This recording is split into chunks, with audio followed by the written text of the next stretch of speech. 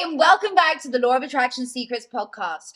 I'm here today with such an amazing human. He is the pioneer for biohacking. He's somebody who has trailblazed a way for self-development, self-improvement, getting your biological age down. He's just an awesome rock star. He's someone that I'm so excited to introduce to you. If you're listening today, you're going to love it. You'll definitely know his book from 2016, which really led the way for biohacking. You will know who I'm talking about when I bring him on the show today. I can't wait to dive into all things around biohacking, bringing your biological or the other age down to make yourself younger, helping yourself to improve your genetics. Yes, it is possible, and all things manifestation, and probably a whole heap of other stuff. Welcome to the show, Dave Asprey. I'm so happy to be here. Thank you so much for coming. So, okay, we want to start with the obvious, biohacking. You really have led this industry. Like, if you look at the way that it's gone, there's been so many people who have created things since you. You put something out in the world, show people what is possible with the body. But, like, how did you even find out about what biohacking is? Well, I used to weigh 300 pounds. And when I was 23, I had 300 pounds. I also had really bad brain fog, but I had an amazing career in Silicon Valley. So I made $6 million when I was 26, and I lost it when I was 28. I had arthritis before I was 30, high risk of stroke and heart attack, fibromyalgia, chronic fatigue, every bad thing you're supposed to get when you're in your 60s, 70s, 80s, I had. And I was desperate, and the doctors couldn't help. So I did all the stuff you're supposed to do, didn't work. So I said, I'm going to try the stuff that shouldn't work. Meanwhile, I am a computer hacker. So I said, I'm just going to have to hack this. And I started learning from people in their 70s who had more energy than I did. And I ended up running one of the first longevity, anti-aging research and education groups near Stanford University. I did that for more than 10 years. So I learned from people in their 80s, and I realized what they could do. I used that to get my energy back as a young man. And when I got my energy back, I lost the weight. I'm like, why would I stop? And then I needed a name, because no one my age was interested in aging. That's like for older people. So I went to Tibet to learn meditation from the masters. I'm in Mount Kailash, which is the holiest mountain in the world. It takes 5 days in a 4-wheel drive to get there. And you're supposed to walk around this mountain. It's 26 miles, 18,000 feet, 10 degrees below zero. And I'm feeling wrecked. And this little Tibetan woman gives me a bowl of yak butter tea. And I drank it. I'm like, I got my brain back. What is going on? This shouldn't even be possible, especially at that altitude.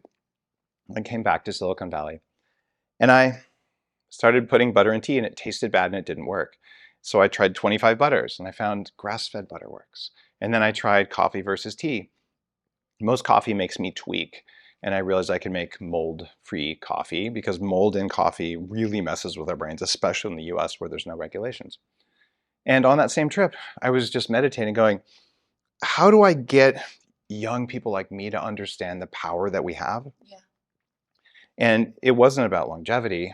It was about biohacking. I made up the word, and I launched the movement. I wrote the first definition, and my name is in the dictionary. In 2018, they added it to the English language. Yeah, so I started the biohacking movement. I started the first conference, still running today, called the Biohacking Conference. And we had 100 guys in a bar. It wasn't all guys, but it was mostly guys back then. Now it's about 60% women are biohackers. Gosh, I'm like blown away. Wait, so you are the reason that biohacking's in the dictionary? I started the biohacking movement. And I'm English, so like the dictionary is from the UK. Right. Oh my God, you had a word added to the dictionary? Yeah. Merriam-Webster's, you go online, I'm there in the definition. Yo, that's a big achievement. I want to have Natasha Graziano added to a dictionary. I couldn't believe it, yeah. Gosh, that's amazing. Yeah. Okay, cool. So, wow. So you got your energy back. So then that leads me into, you talked about coffee for a minute. You're the founder of Bulletproof Coffee. I'm the founder of Bulletproof, but I've left the company, and my new coffee company is called Danger Coffee. It's danger because who knows what you might do. It's got a bunch of trace minerals in it. So you drink the coffee, it hits you different, and it tastes amazing. So people are drinking Danger Coffee black and saying, I don't need sugar, I don't need milk, I don't even need butter in it. And coffee is one of those things that it's the original superfood, let's face it. Okay, so with coffee, I have to have decaf. Like, I'm allergic to caffeine. Can I have a decaf version of it? Yes. You do a decaf version? And it's clean decaf. Most decaf is the worst quality beans, and you drink it and you still feel weird. Yep. not with Danger Coffee. Okay, we need to make sure we get me some Danger Coffee. All I'm right. going to be drinking it on here next time. Oh yeah, I'll send you That some. is so cool. Well, the fact that you have a good decaf, because I look for them everywhere. I'm like, how do I have a decaf? And so many more people are turning to decaf and don't have a good one to go to because they're just made of shit. What we do is we take the worst beans on earth and decaffeinate those. That's the whole coffee industry. I'm like, how about I take the best beans on earth and I decaffeinate those? So it's way better. You decaffeinate, you use. You have to take coffee, but why would you ruin good coffee by decaffeinating it? So they always take the moldiest, nastiest coffee, and then it still tastes like coffee, but you drink it, you don't even get the caffeine, but you get all the toxins from coffee. So I just make coffee with far fewer toxins, and we have a bunch of trace minerals in it. That's why Danger Coffee is such a thing. So you actually feel better in your day. It has minerals, which, okay, going into the mineral thing, I love it. Like, I am obsessed. I do my blood work every few months. Love it. You're a biohacker. Oh, I'm a biohacker, baby. I love it. So I'm all about it. I love the supplements every single day. People watch me and I like pop 36 pills. Like, rock on. Oh, yeah, look at you. I go like morning, lunch, evening, one before bed. I'm on like, so many different things. They're like, what are you taking? I'm like, honestly, there's no point in me telling you what I'm taking because it's subjective. Oops, sorry. It's all subjective. I'm taking stuff for me. It's perfect for my bloods. So I'm like, what? Wow. Yeah, I get it. Thank you for saying that. I do 150 a day. And people have offered me a lot of money to tell them what I take. I'm like, no, it's stupid. Yeah. If you take what I take, you're not a 6'4", 7% body fat guy with autoimmunity who used to weigh 300 pounds. And if you try to take that, it's not going to work. So I teach people, here's what to take to get that result. Yes. And plus, you and I might have different goals. Like you might want to be the smartest person on earth, so you're taking a bunch of nootropics. And maybe I'm just worried about my abs, so I'm taking things that burn fat. So maybe we should figure out who are you and what are your goals, and then map out the best thing to do. You can do that with supplements, or you can do it with biohacking technologies. We're opening dozens of locations of my company called Upgrade Labs across the country. It's a franchise. Okay. And what we do there is we measure your biology, and then we say, okay, now we know where you are. Where do you want to go? Do you want to be someone who handles stress better? Do you want to be smarter? Do you want to be thinner? Do you want your energy back? Do you want more muscle? Do you want to get lean? Do you want endurance? And based on that, we use AI to tell you exactly what to do. And we've got all the latest technology there. So people come in, they spend a tiny amount of time, and it changes their biology. And that's the very definition of biohacking. That is exactly what I need to do. And I've heard about your clinics, your places. Yeah. I need to go in because I want to go further with it, right? I also have autoimmune in my blood. I had an autoimmune disease 5 years ago. And, I look after my anti-inflammatory side like you just like me. So I can't eat anything inflammatory. I have to avoid it like the plague. But it's working. I mean, like, look at your skin and stuff. Bless you. Well, imagine this is a bad day. Usually it's like even more glowy. I was like, why on the day I'm filming? But if you ate all the bad stuff, like the next day, you would not look and feel like yourself, right? Yeah. How many people listening, they're sitting there, I want to meditate, I'm so stressed. I'm like, did you look at your last meal? Because that's why you're stressed. Is that what it comes from? Well, inflammation in the brain, of course you're not going to feel good. Let's go there for inflammation. So inflammation, for anybody who's wondering, is the reason that disease happens in the body. It's the reason for most autoimmune, if not all autoimmune. And then people will say, is it genetic? Let's just answer that before we even go into it. Is it hereditary? Is it genetic? Yes and no. Inflammation is something that you can tend to have genetically, but you usually won't have it if you know what's compatible with your body.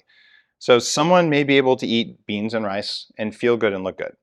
But most people, that doesn't work for them, and it causes inflammation. So there's some tendencies there. And if, like me, and probably like you, you have things that make it hard to process certain kinds of B vitamins. So what I do in my work is, like, look, everyone can handle this kind of B vitamin. They're called methylated B vitamins. Yeah. So then you take those and everyone works. But if you don't know that and you're taking a cheap supplement, it actually makes you worse.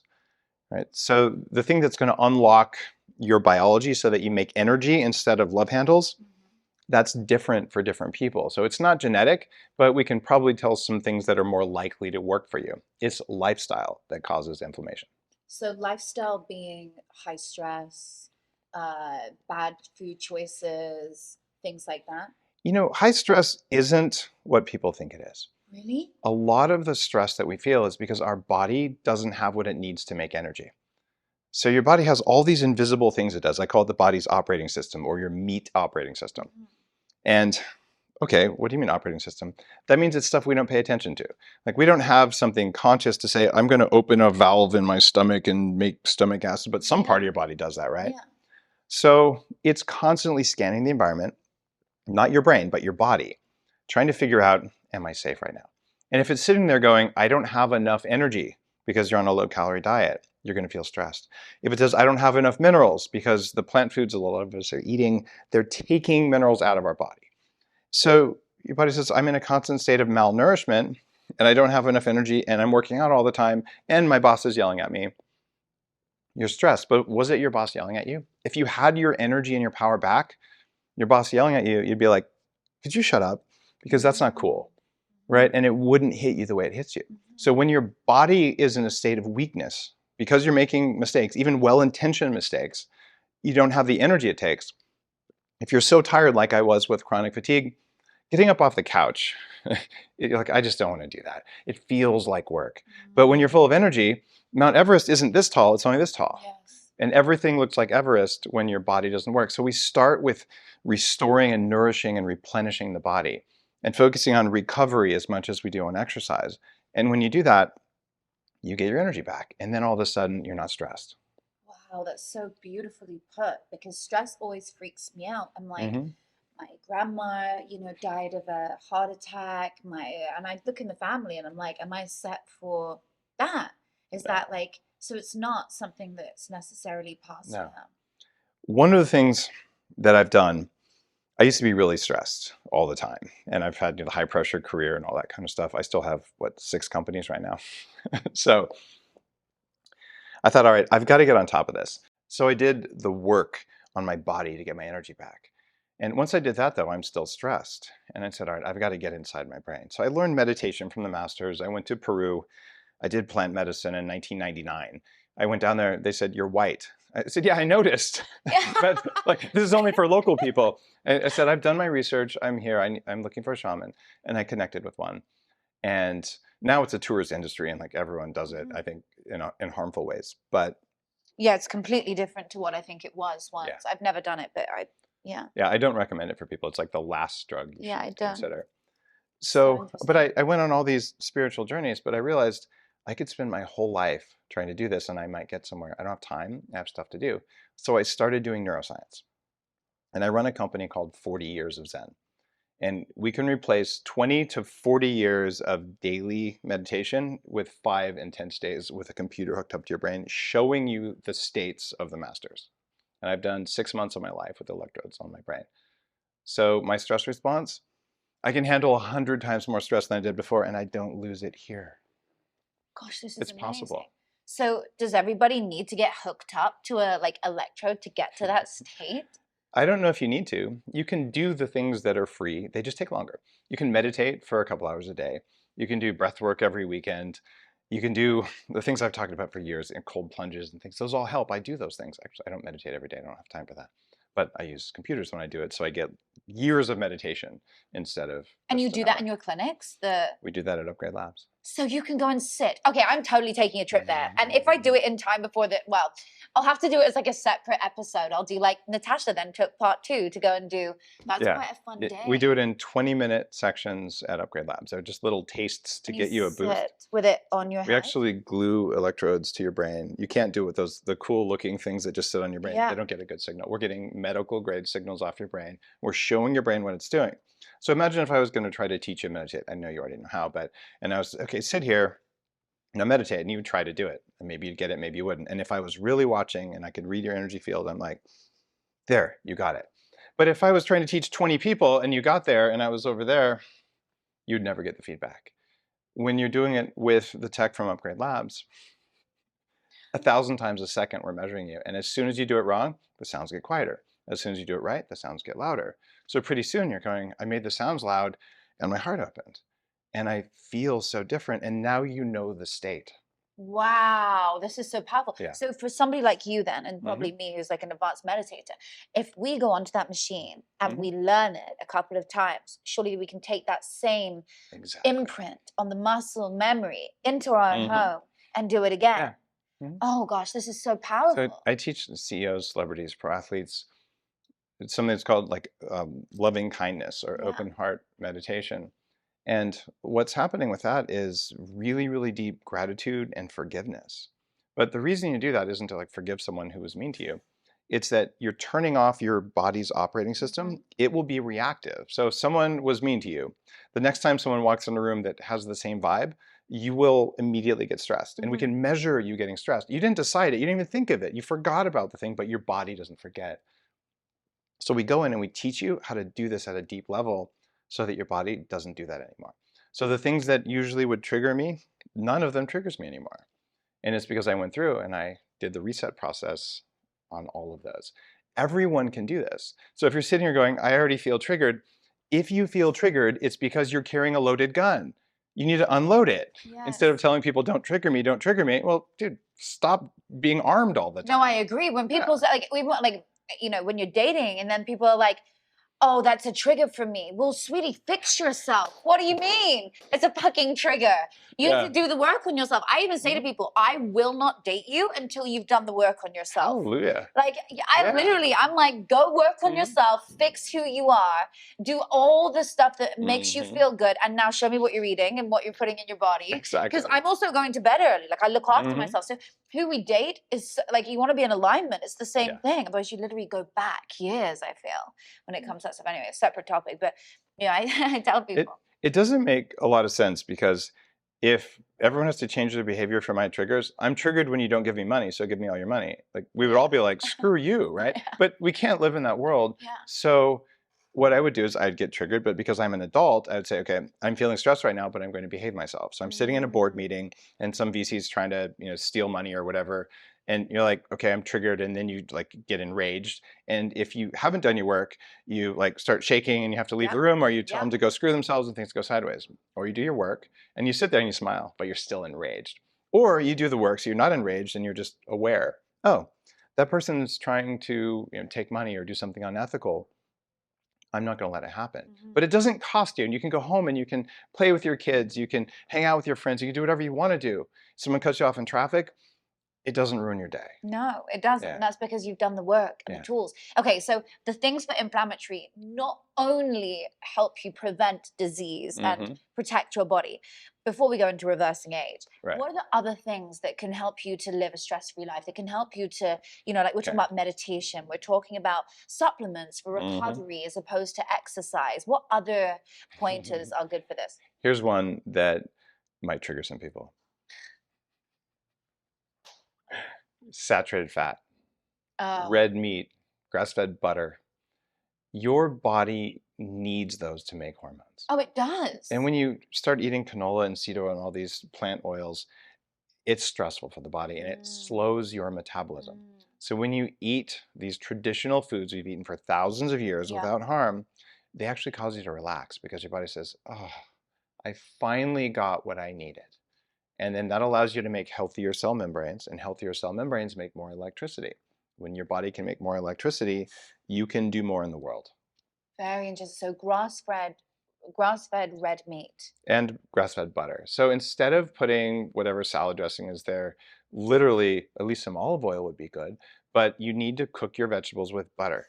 And you'll be so much more full, so much happier, and so much more calm. So it turns out these basic nutrients, also minerals. The reason they're in Danger Coffee is because minerals allow the body to do what it's trying to do.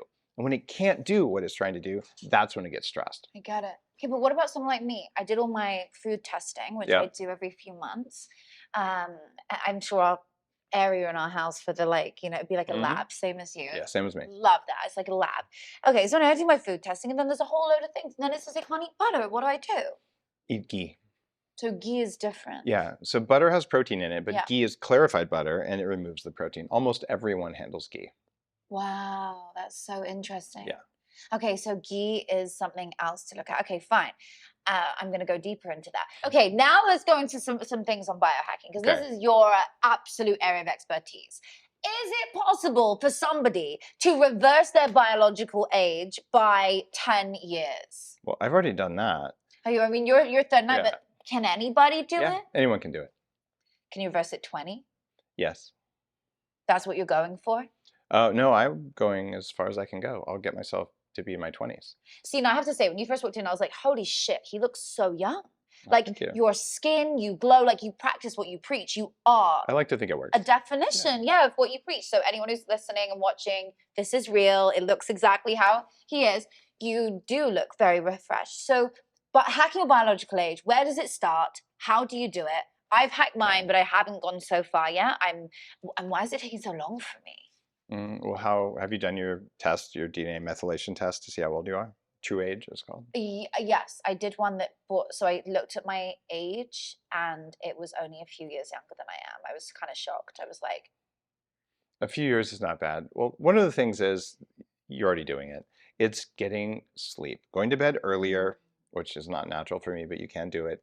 Eating earlier in the day, having late night meals really does make you older. Doing some intermittent fasting can make a huge difference in your age. And then I keep saying it, but cutting out seed oils. yeah, It's so important to do that. canolas, sesame, any of the seeds. Any of the seed oils. Okay. And when you do that, all of a sudden your body gets healthier and it gets younger. The other thing you can do is you can take something called senolytics. Senolytics are compounds that cause your body to go in and find, I call them zombie cells, but the technical word is senescent cells, and eliminate them. So imagine they're really zombies. They're cells that didn't die, but they stopped working and they just make inflammation. And if your body has all the things it needs, and it gets a signal that says, oh, I'm in a safe place where I can actually get rid of these, it'll do it. But most of us, we eat all the time, and then we're stressed and we don't have the minerals that we need. So all of a sudden, the body says, I can't do it. But you can take compounds like quercetin, and you do that while you're fasting, and then your body says, oh, let's get rid of the cells. So getting rid of zombie cells is one of the things that can make you substantially younger. It's not that hard to do. It's one of the 7 pillars of aging in my big book on aging. Can we talk about that as well, the 7 pillars on aging? Because I think it's such a fascinating part of your book. For anybody that hasn't got it, there's a link below so you can get yourself a copy of this epic book. And then tag Dave in this episode. If you're enjoying this so far, make sure you go on there and just tag at Dave, at Natasha, and we will repost our faves. I'm sure you'll absolutely do the same. We love to show the love. And if you guys are enjoying this, you could change somebody else's life for the better as well. So that's your duty for today. Okay, continue. So the 7 pillars on. We also have things called cellular stiffening. When your cells get stiffer over time, and that's because they basically build up gunk on them. And in order to do that, you start doing detox processes. Even things like activated charcoal can make a difference. But one of the things that's causing this stiffening is you're getting really high spikes in blood sugar. So I'm not going to tell you to stop eating sugar, because I don't think sugar is particularly good for you. If your metabolism works fine, you can eat some sugar and your blood sugar won't spike. It's just that most of us have broken metabolisms. So I've actually added more sugar back into my diet. I prefer raw honey because it's better for you. But every now and then I'm not above some sugar, a sorbet or whatever. And I do that because otherwise I don't have enough body fat. And you don't want to be below about 7% as a man because it increases your risks of dying. And you're 7%. Yeah. Jeez, you're like, don't go any further. Yeah, I'm super you're lean. Shred. Yeah, like you want to keep it at that. Probably should have worn like a really tight t-shirt. Yeah, I think you just see it in a white t-shirt. Oh my God. Okay, so that's a really big thing. So the sugar, not taking out the diet, whereas everybody's like, take it out. You want to not eat sugar by itself. You always have protein from animals and fat before you have sugar. But if you want to have a small dessert, it's probably not going to make a difference. It might give you sugar cravings later, but again, once you get your metabolism working, you can have a little bit of that. What happens though is we have like donuts and we get bad seed oils and sugar at the same time, and that combination creates something called AGE, which is different than age.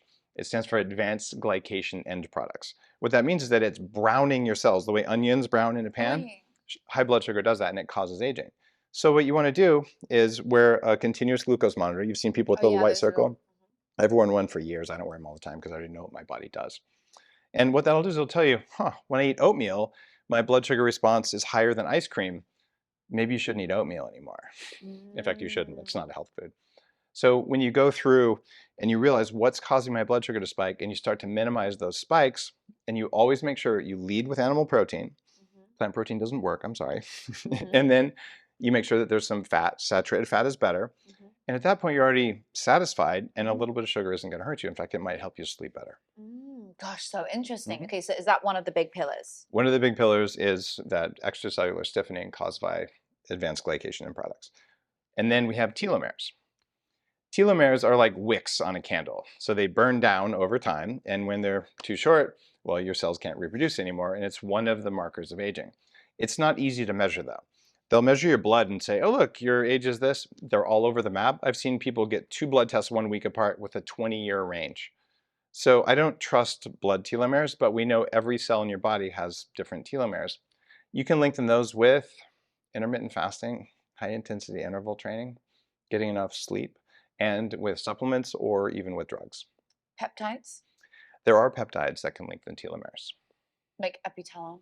Epitalon is one of them. I know I mentioned that earlier. I love that one. Yeah. And I took another one. I can't remember the name of it, but it was another one for it was for people who are like prone to autoimmune, to help reverse that, to get away from that.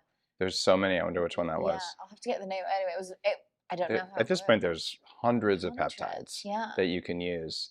And I'm like going through little vials in my head trying to figure out which one you're talking about. But yeah, I'd remember if I said it out loud. I just completely blanked on what I was taking. But let's talk about what peptides are, because a lot of people don't know. So someone's like, "What is a peptide?" Yeah. All right. All proteins in your body are made out of some letters. Basically, they're amino acids. Yeah. But think of them as letters. So you put some letters together and you get a word. And then you put words together, you get a sentence. You put sentences together, you get a paragraph.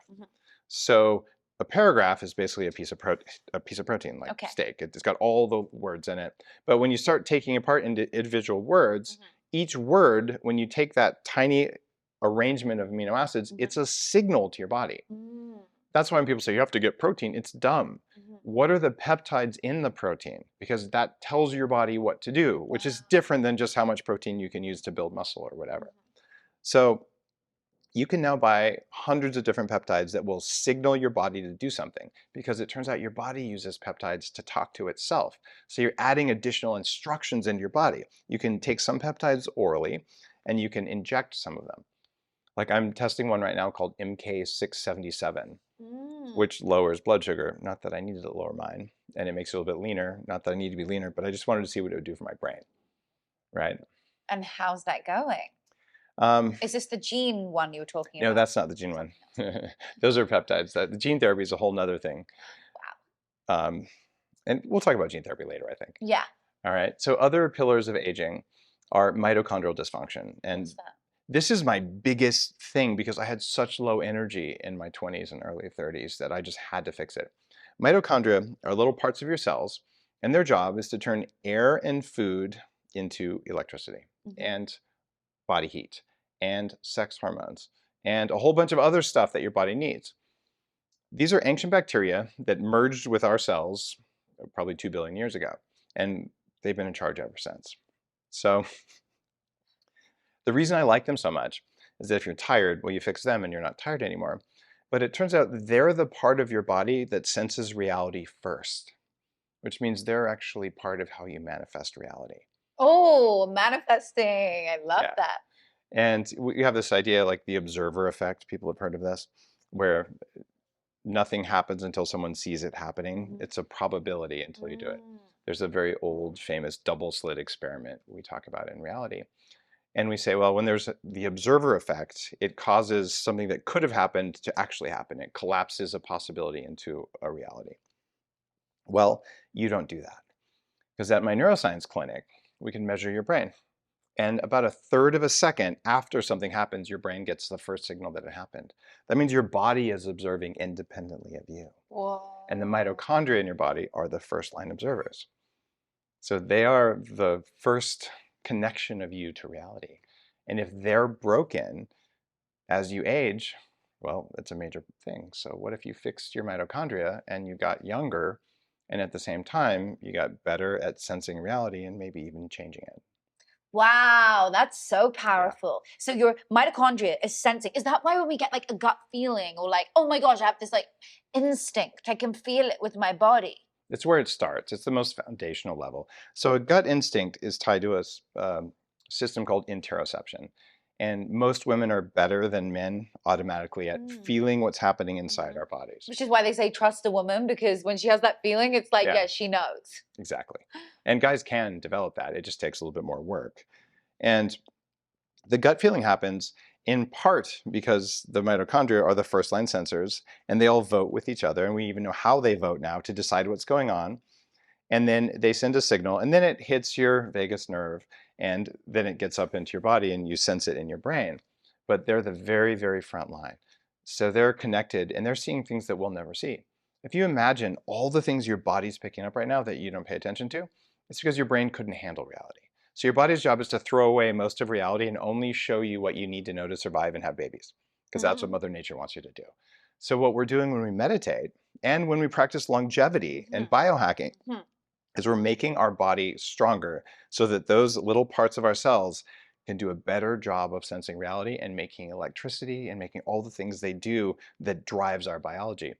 And yes, you will find that you become more intuitive, become more in tune. And it works better if you're fixing your body and you're meditating at the same time. But since part of aging is the mitochondria become weaker, they become worse at making electricity, it gets pretty interesting. As of today, 48% of people under age 40 have early onset mitochondrial dysfunction.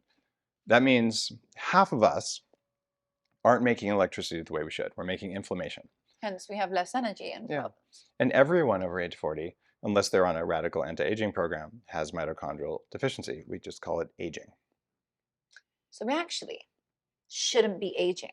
No. If we biohacked our lives correctly, we should be going backwards in age and living to 300. Right now, my estimate is that I'm going to live to at least 180. Right now. Yeah. And that may get bigger. In fact, I think it's going to get a lot bigger. So you could potentially be the oldest person on the planet. I hope I'm not the only one, but I'm willing to be. Gosh, that's amazing. But has anybody lived past, what was the oldest person? Methuselah lived 969 years. What do we know what they did to maintain that? Well, it turns out when you look at really ancient literature, there's a lot of people who live 200 years, 400 years, 600 years. Lot of this. So maybe they were just lying, or maybe our stories of history are not very accurate. I think that they were not lying at all. And I think because that's what we see now, we just kind of believe it was always that way and that they were just stupid when they wrote all this down on that really expensive paper 1,000 years ago. The reality is that humans have lived that long. You look in India, there's actually a book published in the last 25 years about a guy who was 185 years old. And people always say, but that can't be, therefore it isn't.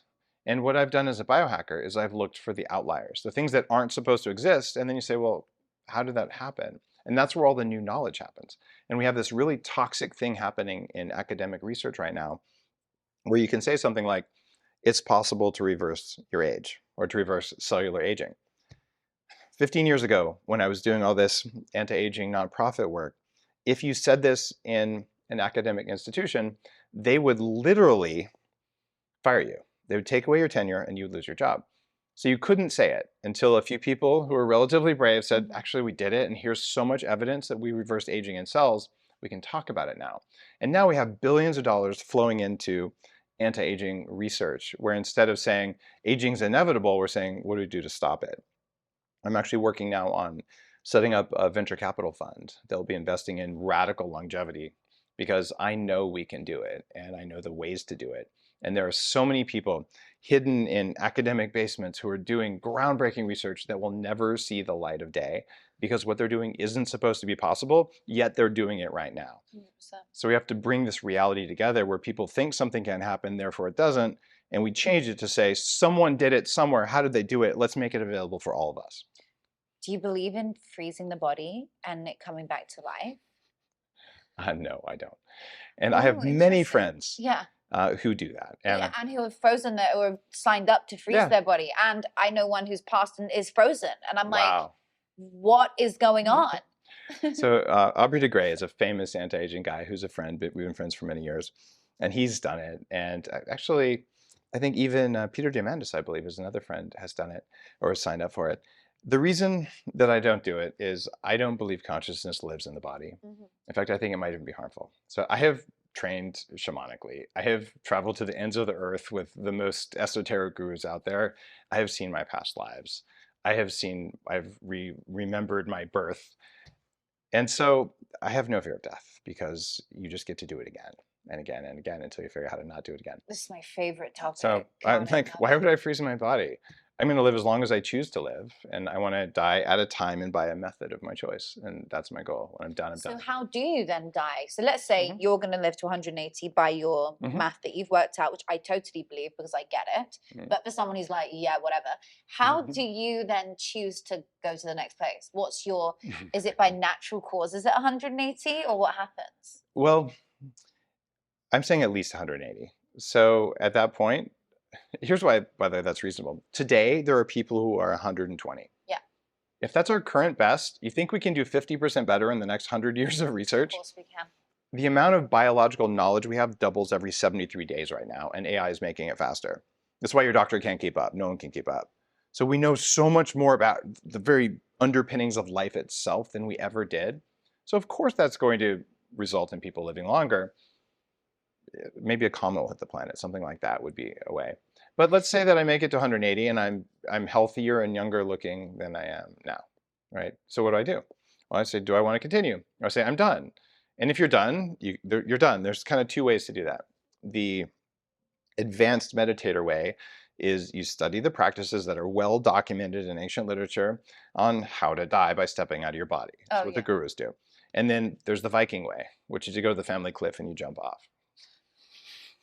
It's your choice. It's my life. I'll do what I want. Oh my gosh. But at least you don't die of any disease in your body because you don't need to have that. The only reason we would die of a disease is because we don't understand how stuff works. And we're understanding how stuff works twice as well every 73 days, and the window's getting shorter and shorter. So at 180, let's say we're there now, we fast forward. Do you look like a 180-year-old or do you look like Dave Asprey today in this body, but just a little bit older? When I'm 180, I will look like Dave Asprey if I was healthy when I was 30. Absolutely. When we have this picture in our mind of old people, they have thin skin, right? You can like see their organs through their skin and they're hunched over and they're wearing diapers and tubes and monitors and beeping. None of that is real. That's because we haven't done the repair work. We haven't done the maintenance work. We haven't done the things that we are learning how to do right now. And it's our job to make this accessible to everyone. You know why? Global fertility is plummeting right now. My first book was on fertility. It took 5 years to write. And how do you have healthier, smarter babies? Because that's really important.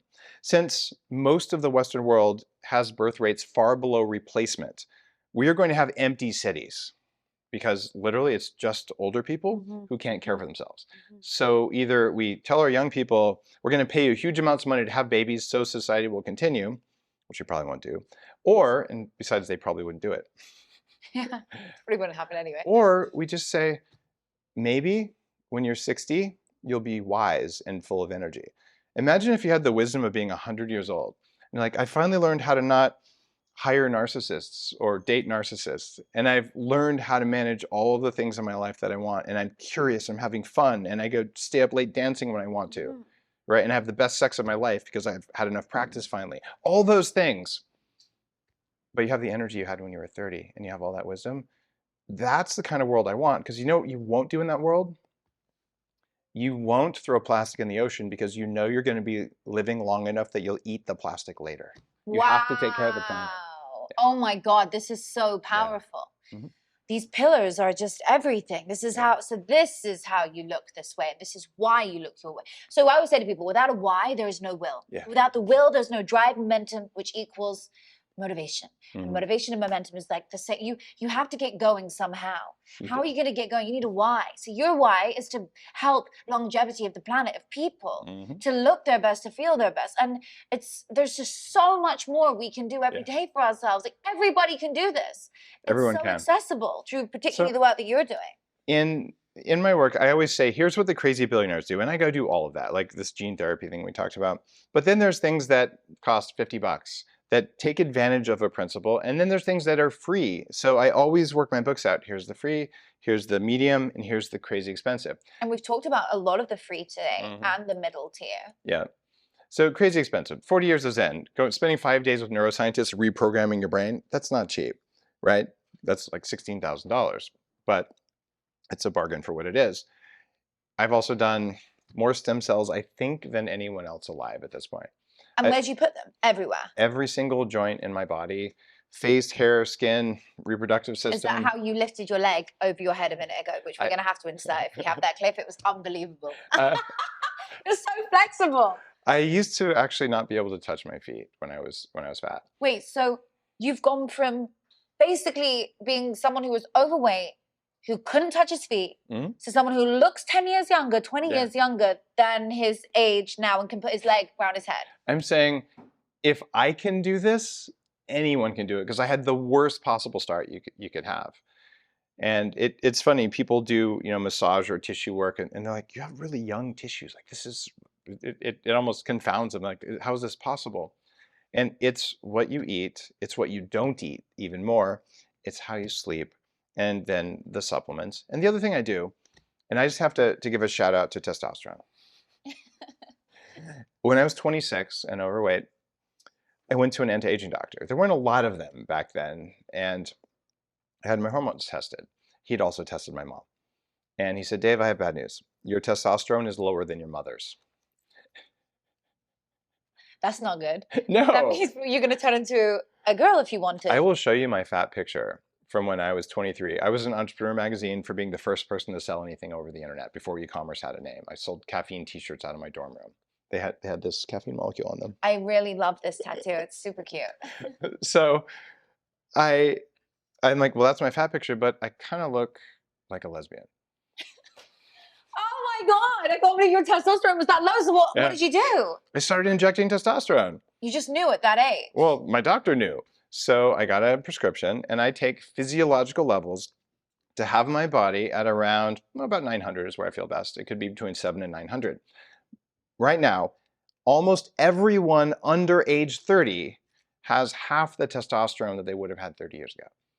This is because of plastic, because of BPA, because of pesticides. So right now, if you're not feeling motivated as a man or a woman, it's probably testosterone that's a part of the problem, because testosterone gives you desire. Yes, bedroom desire, but it gives you desire to do things that matter. And when your testosterone drops, nothing matters. And testosterone and dopamine go together. Dopamine is that thing we all hear about that motivates you. Yeah. So if you're low testosterone, you're low dopamine, and you just can't be bothered, and everything feels like it's insurmountable. So I've been on testosterone, monitoring my levels. I don't have crazy bodybuilder levels. I use bioidentical testosterone. Every man and woman over age 40 should test their levels and see what it is. And my new advice is that everyone between 20 and 40 should test their levels. And if it's half of what it should be, and you can't get a date, maybe you should fix your testosterone and get a date, and you'll like the date. Wow, that's so interesting. The fact that it's down to that. Okay, wait, gene hacking therapy. I mean, so you said you did something really interesting. Yeah, I just did. I'm about to release on my podcast. It's called The Human Upgrade. About to release an episode with all the details on it. But when I wrote my big longevity book, I talked about how the fact, actually, let's say that again. When I wrote my big longevity book, I talked about how different scientists around the planet are working on ways to change human genetics to make our bodies do what we want. I'm not opposed to that. I don't like when people change my genetics to do things I don't want, right? And we're not talking about that. And we're not talking about changing it permanently so your kids would inherit this. This is a temporary change to make you younger, make you stronger, make you faster. But no one was doing it on the planet.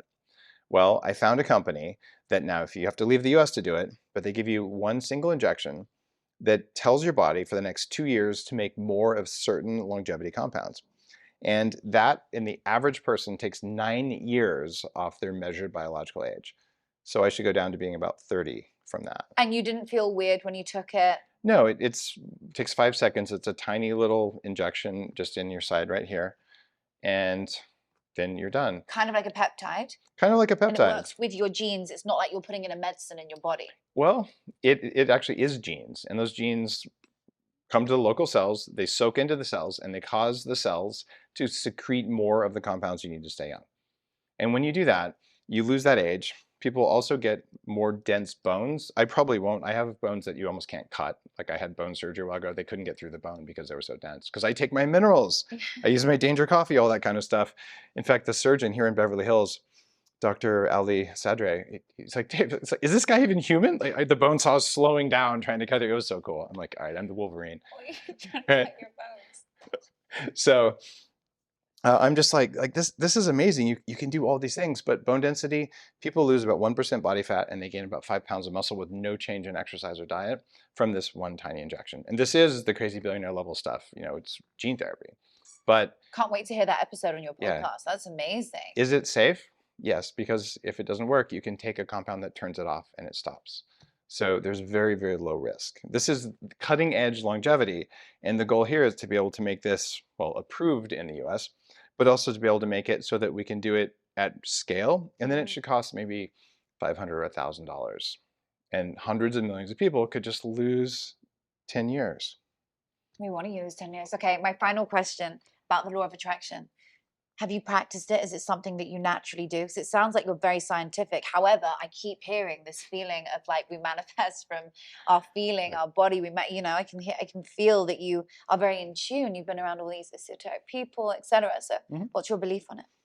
Well, I'm actually a member of Jack Canfield's Transformational Leadership Council, which is a group of people who wrote The Secret. People are into that.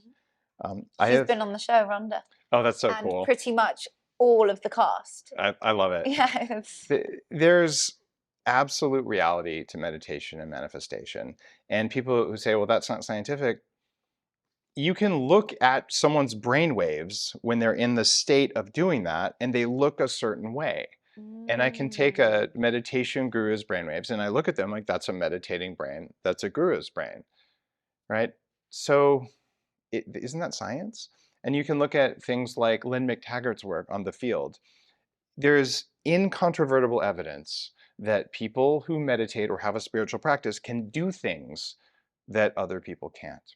There's literature going back in time called basically the Vedic practices. There's yogic siddhis, siddhi, S-I-D-D-H-I. These are yogic powers, and there's 40 something of them that are well documented, including crazy stuff like knowing what someone else is thinking, things like spontaneously healing. And they talk about how to get there. And some of the writings about this are 13th century manuscripts that are out there. So we've been doing this for thousands of years as humans. It's nothing new, and it is scientific. The fact that there are scientists out there with huge egos saying, that's impossible, therefore you can't do it. Isn't that the stupidest thing you've ever heard of? That's impossible, so you can't? That doesn't even make sense. What's going on is they don't like it that you can do that. And if that doesn't work, here's the scientist version of the law of attraction. It's called the placebo effect. Big Pharma acknowledges, well, if you just believe you're taking a pill, it'll just heal you. Isn't that the law of attraction? That is the law of attraction. Well, science just acknowledged that by saying placebos exist. So of course we do that. It's because there's an immense reality around you that you can't see until you program yourself to be able to see the reality. And part of that is having hardware, the meat in your body. It has to work so that you can do that. And that's through all the things we've spoken about today. Through food, through sleep, through movement, and doing it consciously and doing it correctly. And you have big bad food companies right now that are on a campaign to tell you to eat exactly the foods that lower your testosterone, that make you tired, that shut down your pineal gland, that shut down your thyroid, so you're kind of a sleeping zombie. Because, well, you're a much better consumer that way. So I am not a consumer, I'm a creator. Just my final thing, I already went there, but what does your average day look like? You wake up, you meditate, you cope. What's that brief version of the day? I wake up, I hang upside down like a bat for 20 minutes. Wow. Oh no, that wouldn't have blown my mind. Like that wouldn't have been that weird. Like I do other weird shit. Like that, I thought you genuinely hung upside down like a bat. That would have been really cool. We would pretend that you do that. There are people out there who have really bizarre practices, and some people will think mine are. But I wake up, and I don't wake up at 5 a.m. because it turns out that sucks. Oh, it does suck. I don't wake up at 5 a.m. I wake up naturally without an alarm. Yeah. I went for 2 years waking up at 5 a.m. because I heard the early bird catches the worm. All it did was make me tired. Me too. It's not good. But seeing sunrise is really good for you. So when I wake up, I live in Austin, I have tall fences. I go outside in the backyard naked because I need to get sunshine. Love it. And I have a cold plunge. Absolutely. I've heard about this. It's really good for you. I go outside naked as well, and I'm like, What's the Yeah, sun? it It's the feels first good. 15 minutes, isn't it, The of that first 15 sun? minutes. So earlier is better. That sets your sleep later that day. I get in my cold plunge because I don't have cryotherapy at home because that's relatively expensive. If I had it, I would go to an Upgrade Labs to do cryotherapy because it takes less time than a cold plunge. I usually do an Instagram Live for my cold plunge, and I've almost dropped the camera twice. And if you're doing an Instagram Live naked, just don't drop your phone because that could be a problem. Cheers for that one. Oh my God. Okay, and then you continue in your day. I come in, I have a cup of coffee, and yes, I do my coffee with minerals. You're still naked at this point. You've just done the whole morning. Why would I get dressed? I live by myself. Like, You're just fucking naked for half your day. yeah, totally. There's a Zoom call, just put on a shirt. No, I do wear pants on Zoom. But Just pants, by the way. Like yeah, just pants, I flex. I'll take my supplements that belong on an empty stomach. Then sometimes I'm intermittent fasting, I'll wait a couple hours to have breakfast, or I'll have breakfast. I don't intermittent fast every day. My breakfast is protein and fat. So a meat with a ghee. There you go. Steak, maybe half an avocado or something. Yeah. Sometimes I'm developing a new kind of protein powder that's all animal based. Mm-hmm. And I need to get enough protein in. If you want to look good and live a long time, you need 0.8 grams of animal protein per pound of body weight, up to 1 gram. So for me, I weigh 200 pounds, and that means I need 200 grams of protein, and that is at least 2 pounds of steak. It's hard to do that on a daily basis. So what I'll do is I'll have usually a smoothie, or I'll have a piece of steak, or some ground meat, whatever. And then I'm happy. I put a ton of herbs on it. Plants are mostly bad for you, but some plants are good for you. And people say, but you need to get your polyphenols from plants. Use a whole bunch of rosemary and oregano and thyme, and you'll get the herb thing. Yeah, you'll get hundreds of times more polyphenols than your stupid kale. Kale is bad for you. I always hear about kale being bad in oats. Like, there's always a debate between eggs. What about eggs? There's no debate about kale and spinach. They're just bad for you. The people who just like them say, but I like them. Like, heroin addicts say they like heroin too. It doesn't mean it's good for you. I don't care if you like kale. You don't like kale. You like the maple syrup and bacon you put on the kale. So kale's bad because it causes crystals of calcium to form inside your body. So what greens do you eat? Arugula. Just arugula and avocado? No, and I'll eat like broccoli and cauliflower and things like that. But it turns out spinach and kale and beets are particularly bad for you. So I avoid those. Do you eat lentils or any legumes? No. So that's just a no-go. Those are like poverty level survival foods. They're not good for you. Rice?